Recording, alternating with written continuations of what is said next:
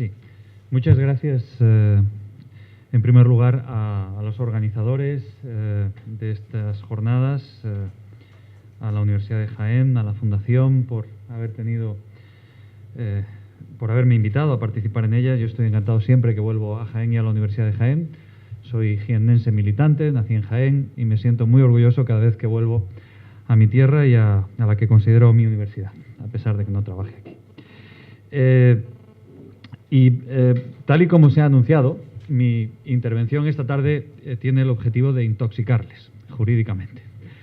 De manera que prepárense, pónganse las mascarillas, porque los organizadores me han pedido que hable de lo que ha hecho la Unión Europea, los gobiernos en la Unión Europea, para luchar contra la crisis, o en particular para luchar contra los desmanes en el sistema financiero y en particular contra la crisis bancaria. Por tanto, voy a abordar algunos temas que son ciertamente técnicos.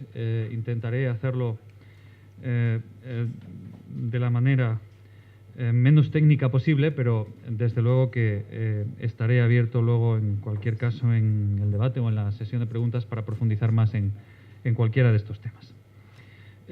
Para explicar qué ha pasado en los mercados financieros en la Unión Europea, o mejor dicho, en los mercados financieros mundiales en una primera fase de la crisis y en una segunda fase en la Unión Europea, conviene que hagamos alguna reflexión sobre cómo funcionan esos mercados financieros. En primer lugar, en la Unión Europea tenemos una unión monetaria. Esto se consideró que era mejor, era un viejo proyecto desde que comenzó el proceso de integración, que finalmente se hizo posible en los años 90, porque tener la misma moneda entre países que comparten un mismo mercado facilita los intercambios entre esos países, facilita el comercio, facilita las transacciones financieras, favorece la inversión y, por tanto, una mejor asignación de recursos entre esos estados y elimina el riesgo de cambio. Esto hace que haya más transacciones económicas porque al no haber riesgo de cambio, primero no tienes que pagarle comisiones al banco por cambiarte el dinero y, en segundo lugar, no sufres el riesgo de que los precios cambien porque cambia el valor de cada moneda y eso echa al traste la operación comercial o financiera que habías planificado. Por tanto, el euro tiene muchas ventajas desde ese punto de vista y tenía una en particular para los países del sur de Europa que tenían monedas tradicionalmente débiles en relación con el marco alemán o con otras monedas más fuertes en Europa, y es que evitabas periódicas devaluaciones de tu moneda, lo que traía como consecuencia que los tipos de una economía en la que la inflación era tradicionalmente más alta y, por tanto, que ya llevaba aparejada esa distorsión que es la inflación a la hora de gestionar una economía. Esto, si lo eliminas, facilita que tengas un acceso a tipos de interés más bajos y, en principio, si los tipos de interés son más bajos, es más fácil pedir créditos, es más fácil que se financien las empresas y, por tanto, mejora la competitividad de la economía del país.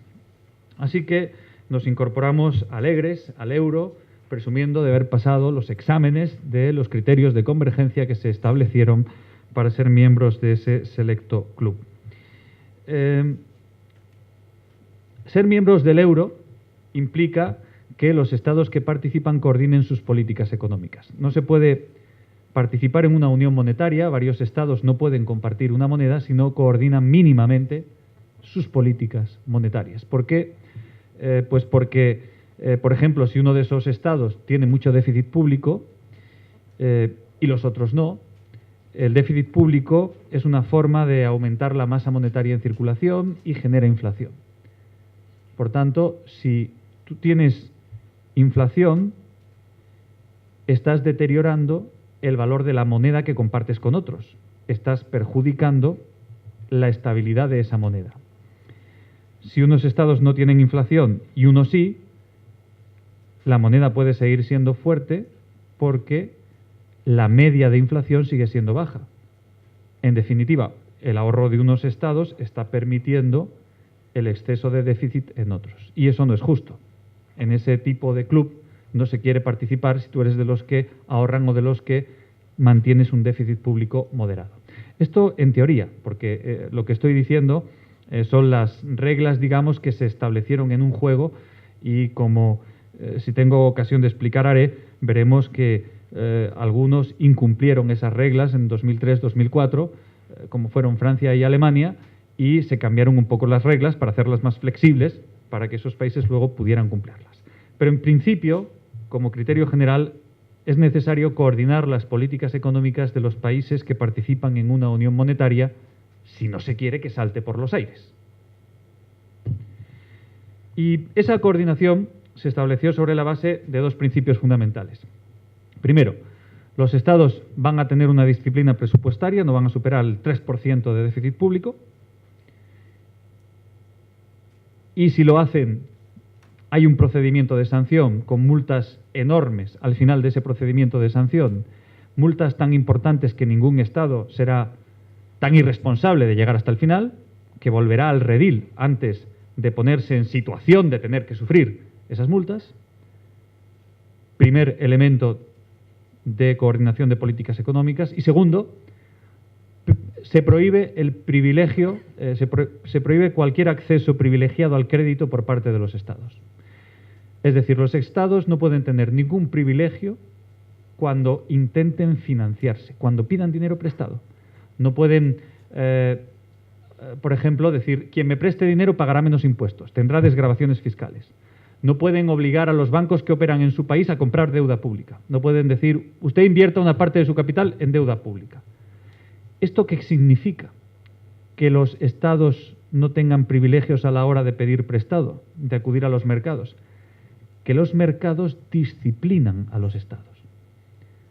Como Estado tú no incurrirás en políticas irresponsables, no te endeudarás demasiado, no tendrás demasiado déficit público, porque los Estados te castigarán y te pedirán un interés más alto para prestarte. Así que por la cuenta que te trae, serás un Estado responsable. Estás expuesto a la venganza de los mercados o a la disciplina de los mercados, que diría una persona más liberal, de esos que estudian en los sitios que dice doña Esperanza. Entonces, en esa situación en la que hay libre circulación de capitales, no solo entre Estados miembros, sino entre Estados miembros y países terceros, con unos mercados financieros liberalizados a nivel internacional, nos encontramos con un periodo de crecimiento muy largo en Europa, en Estados Unidos, en los países occidentales, con tipos de interés muy bajos, en el que los bancos centrales tienen tal nivel de sofisticación a la hora de controlar los mercados financieros que pueden mantener una economía en crecimiento con tipos de interés muy bajos y controlar al mismo tiempo la inflación. Es casi la cuadratura del círculo. Pero tenían tantos índices de seguimiento de la economía que tocando pequeñas teclas eran capaces de mantener esos tipos de interés muy bajos, controlar la inflación y conseguir que la economía siguiese creciendo. Y de esa manera, pues, por ejemplo, se permitía que Estados Unidos financiase 2 guerras a la vez con esos tipos de interés tan bajos. Me refiero, lógicamente, a Irak y Afganistán. Bien, cuando durante tanto tiempo los tipos de interés son más bajos, tan bajos, y la economía está creciendo, es muy fácil que se produzcan burbujas especulativas. Es decir, que como hay mucho dinero, como la economía tiene un fácil acceso al crédito, como el mercado financiero es muy líquido, es muy fácil pedir prestado para comprar lo que necesitas, y si lo que necesitas ha subido de precio, pues pides más dinero prestado porque lo vas a conseguir de todas formas.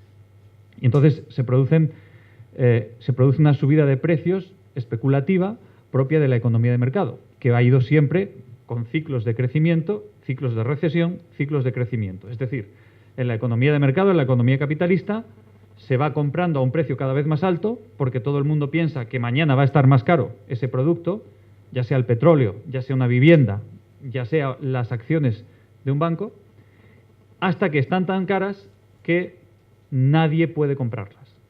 Como nadie puede comprarlas, empieza a bajar el precio y ya nadie quiere comprar ni esa casa ni esas acciones porque todo el mundo piensa que al día siguiente van a estar más baratas. Y van cayendo hasta que están tan bajas que prefieres comprarlas porque no te merece la pena esperar un día más. Bien, de manera que nos encontramos con un ciclo largo de crecimiento, de fácil acceso al crédito. ¿Y qué ocurre en el año 2007? Bien, los mercados interbancarios, es importante saber cómo funcionan para entender, digamos, las razones técnicas de la crisis. Los bancos donde ustedes tienen depositado su dinero no tienen su dinero. Desde el día siguiente en que ustedes han depositado allí el dinero, ellos lo han puesto en circulación y lo han prestado. Por tanto, los bancos se financian cuando necesitan dinero para afrontar una operación, pidiendo a su vez el dinero prestado en el mercado interbancario. Es decir, cuando un banco tiene dinero, inmediatamente lo echa al mercado interbancario, es decir, lo presta a otros bancos, no espera a que alguien venga a pedirle dinero, lo presta inmediatamente a otros bancos, y cuando un banco necesita dinero, va al mercado interbancario y lo pide prestado en ese mercado interbancario, donde el tipo de interés es más bajo que el tipo de mercado, y lo que gana cada banco con cada operación es la diferencia entre el tipo en el mercado interbancario al que él coge el dinero y el tipo al que lo presta a su cliente. El mercado interbancario funciona a muy corto plazo, es decir, los bancos se prestan el dinero a 24 horas, a 48 horas, a una semana, a un mes, entre ellos. Pero a los clientes les prestan a más largo plazo, a 10 años, a 15 años, a 6 años. Eso significa que cuando un banco presta dinero a largo plazo, él tiene que refinanciar el préstamo en el mercado interbancario cada semana, cada mes, porque él tiene que devolver al banco que le prestó ese dinero y volver a pedirlo prestado, porque a él no se lo van a devolver hasta dentro de 10 años o 15 años. Si ese mercado interbancario deja de tener liquidez, si los bancos dejan de echar dinero al mercado interbancario porque no se fían los unos de los otros, quiebran un montón de bancos. Incluso puede haber bancos que hayan prestado con responsabilidad, que no hayan invertido demasiado en el ladrillo o que no hayan hecho especulaciones excesivamente arriesgadas, que tengan clientes que van devolviendo el dinero regularmente, pero que si no consiguen refinanciar sus créditos en el mercado interbancario, quiebren porque no tiene liquidez ese mercado. Así que el mercado interbancario tiene que funcionar para que funcionen los bancos. Y los bancos, nos guste o no, tienen que funcionar para que funcione la economía, para que haya créditos en la economía real. De acuerdo con ese esquema, lo que ocurre en 2007 es que algunos bancos empiezan a no fiarse de otros bancos en el mercado interbancario y empiezan a no prestar en el mercado interbancario. ¿Por qué? Pues porque pensaban que esos bancos habían prestado demasiado dinero en hipotecas basura que no iban a poder recuperar y que, por tanto, la solvencia de esos bancos estaba en peligro. Y se secó el mercado interbancario. La gran crisis de Lehman Brothers es que unos bancos no se fían de otros, nadie echa dinero al mercado interbancario y, por tanto, el riesgo es de quiebra generalizada del sistema. En ese contexto intervienen los gobiernos, primero prestando dinero a los bancos. Intervienen los bancos centrales prestando ellos en el mercado interbancario. Pero llega un momento en que eso no es suficiente, porque todo el dinero que se echaba en el interbancario, los bancos lo recogían y seguía estando seco al día siguiente. Y hay que entrar al final a rescatar bancos, entrando los estados, los gobiernos, como accionistas de los bancos, convirtiéndose los gobiernos en principales accionistas de muchos bancos o rescatando completamente algunos de esos bancos. De esta manera, la situación consiguió mejorar y a finales del año 2009, principios de 2010, muchos bancos comenzaban a ganar dinero de nuevo, comenzaba a haber liquidez en el mercado interbancario. Pero entonces nos encontramos con la crisis griega. La crisis griega en la que un gobierno, esta vez de la zona euro, reconoce que ha falseado sus estadísticas oficiales y que cuando decía que tenía un 7 y pico por ciento de déficit público, en realidad tenía un 12 y pico, que al final acabó siendo un 13 y pico por ciento del Producto Interior Bruto. Y esto generó una gran desconfianza en la deuda pública de los países que podían tener potencialmente más problemas para financiarse en la zona euro.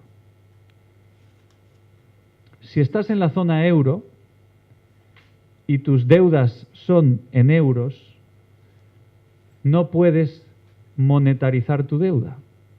No le puedes pedir dinero prestado a tu Banco Central, porque es el Banco Central Europeo y tiene prohibido prestarte dinero como Estado. No puedes devaluar tu moneda, de manera que la gente sea más pobre pero no le bajen el sueldo, solo que tienen menos capacidad de compra, porque el dinero que tienen en el bolsillo puede comprar menos cosas, pero no se han dado cuenta lo mismo que imprimiendo más dinero has enjugado las deudas del Estado que si les bajas el sueldo.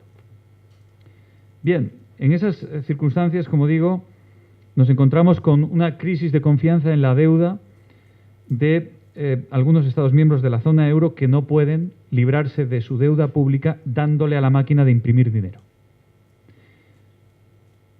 Y de nuevo se seca el mercado interbancario. Esta vez porque unos bancos desconfían que otros bancos hayan comprado demasiada deuda pública de tal o cual Estado que puede quebrar de forma inminente, o que puede dejar, digamos, de pagar su deuda pública, de devolver el dinero que ha pedido prestado.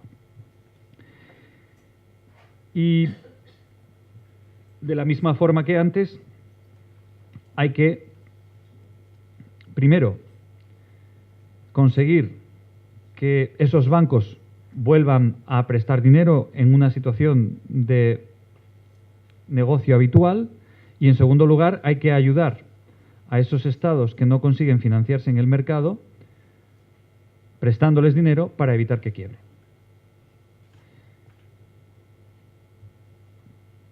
¿Qué se ha hecho en ese contexto por parte de la Unión Europea para lidiar con todos estos problemas?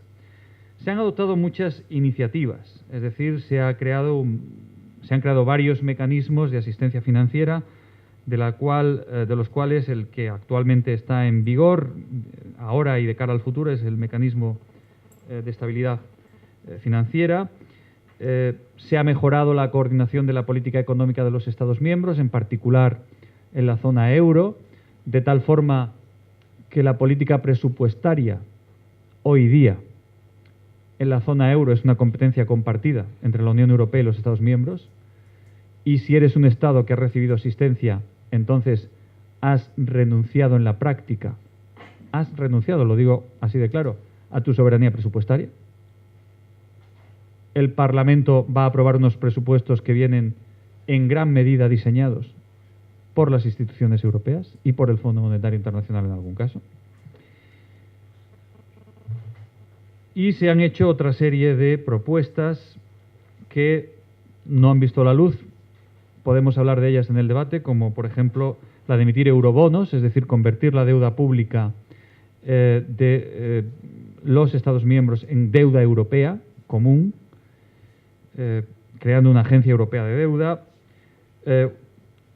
o se ha establecido en el seno del Banco Central Europeo un programa de compra de deuda de los Estados miembros que se puede activar si solicitas un préstamo al mecanismo de estabilidad financiera. Pero en particular, ¿qué se ha hecho en relación con los bancos? Es decir, ¿qué medidas se han adoptado para evitar que una crisis parecida pueda volver a ocurrir? Bien, en primer lugar, se ha mejorado la supervisión de los mercados financieros. Se ha creado una Junta Europea de Riesgo Sistémico, que es un órgano encargado de avisar a las instituciones europeas y a los Estados miembros cuando se produzcan indicios de que puede haber una crisis sistémica para que se ponga remedio antes de que ocurra. Les digo desde ya que no tengo la más mínima confianza en esta Junta, porque como no son adivinos, ya tienen bastantes analistas los propios mercados como para saber cuándo se avecina una crisis y alertar incluso antes que las autoridades públicas, pero en fin, yo no debería decir estas cosas, pero es lo que pienso. Se ha creado un sistema europeo de supervisores financieros. Ese sistema europeo de supervisores financieros mejora bastante la supervisión prudencial de los bancos. Ese sistema europeo de supervisores financieros hace que se concentren en la Autoridad Europea Bancaria una serie de funciones de coordinación de los supervisores nacionales. Para decirlo de forma muy breve, los bancos son supervisados hasta ahora a nivel nacional. Es decir, las autoridades encargadas de vigilar que un banco no asuma demasiados riesgos son las autoridades nacionales. Y esto se ha visto que era muy negativo. ¿Por qué?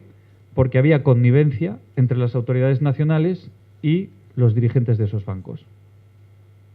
Y que las autoridades nacionales no actuaban con objetividad y con rapidez cuando era necesario. Que además protegían a los bancos de su nacionalidad.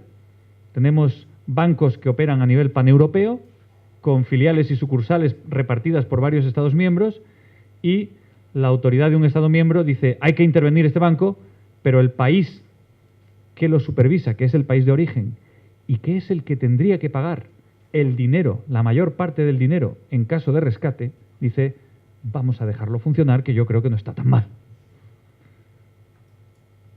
Y claro, todo esto ha generado enormes disputas entre los Estados miembros durante la crisis bancaria. ¿Cómo vamos a solucionar todo eso? Como digo, se han creado unas autoridades europeas de supervisión, pero la competencia seguía siendo nacional. Es decir, en esas autoridades europeas los supervisores nacionales se coordinaban y en caso de disputa entre dos supervisores nacionales decidía la autoridad europea, y si una de las autoridades nacionales no cumplía el derecho europeo, la autoridad europea podía sancionar directamente a la entidad bancaria. Pero estamos hablando de algo que se ha puesto en marcha a finales de 2011. Por tanto, es ya un resultado de la crisis. Pero es que en 2012, 4 o 5 meses después, se vio que no era suficiente.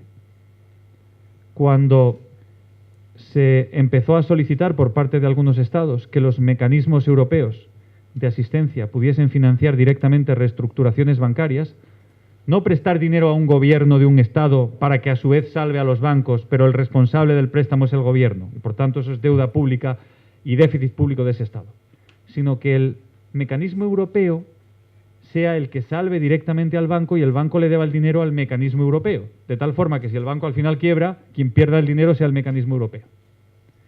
Y entonces algunos estados dijeron, vale, vamos a hacerlo, pero entonces que los bancos sean supervisados por el Banco Central Europeo. Y se ha establecido, hay ya un acuerdo político, al que se llegó en mayo, y se están discutiendo los últimos flecos entre el Parlamento Europeo y el Banco Central Europeo en estos días del mes de julio, pero se espera que este mismo verano ya se apruebe esa normativa que permita que a partir del próximo verano, del verano de 2014, sea el Banco Central Europeo quien supervise a los bancos que tengan más del 20%, cuya cifra de negocio supere el 20% del Producto Interior Bruto de su país, o tengan un volumen de negocio superior a 30.000 millones de euros, o hayan sido rescatados. Todos esos bancos serán supervisados por el Banco Central Europeo, es decir, el 95% de los bancos españoles, pero no la mayoría de las cajas de ahorro alemanas, porque no incurren en ninguno de las tres condiciones para ser supervisadas por el Banco Central Europeo. De esto, si quieren, hablamos en el debate. Otra de las medidas que se ha adoptado a nivel de la Unión Europea es la de la reforma de la normativa sobre adecuación de capital de los bancos. Es decir, se ha exigido a los bancos que mejoren tanto la cantidad como la calidad de su capital. ¿Para qué? Para que sean más resistentes en caso de crisis bancaria.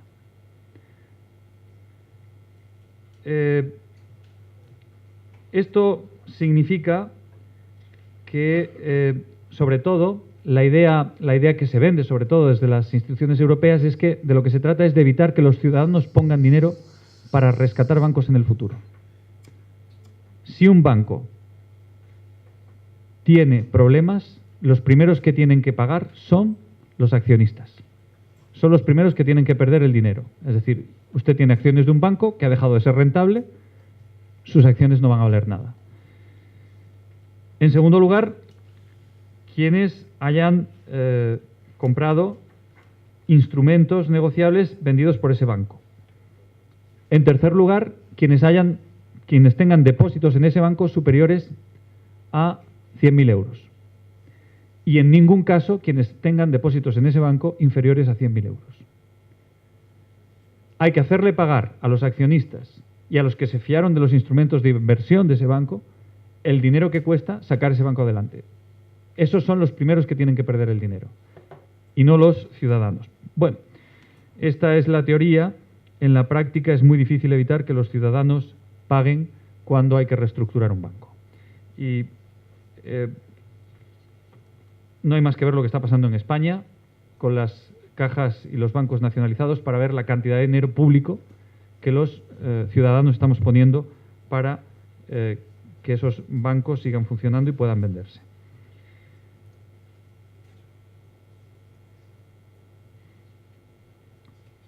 Una medida adicional en el contexto de la unión bancaria es la de crear una autoridad europea de reestructuración bancaria.